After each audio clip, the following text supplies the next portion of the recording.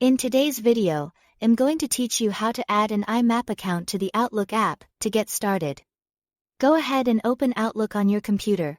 Once the app is fully loaded, look to the top left corner of the window and click File, then choose Add Account.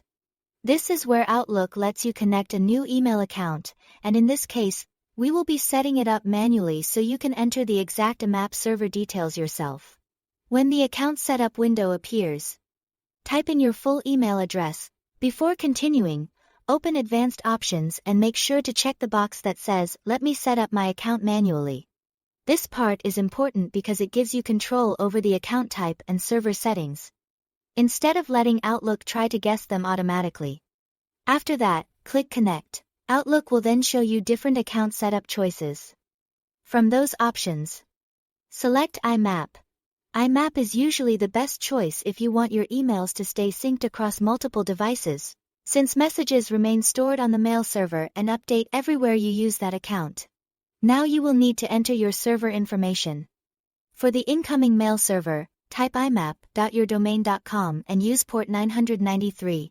For encryption, select SSL or TLS, since that helps secure the connection between Outlook and your mail server.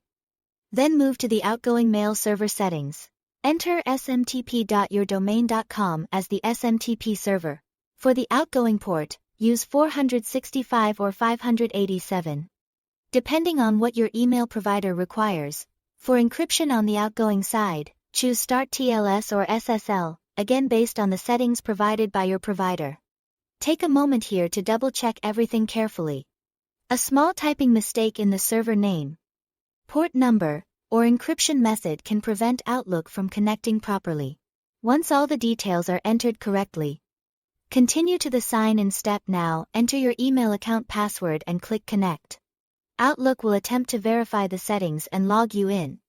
If the details are correct, your IMAP account should be added successfully, and your folders and messages will begin syncing into Outlook.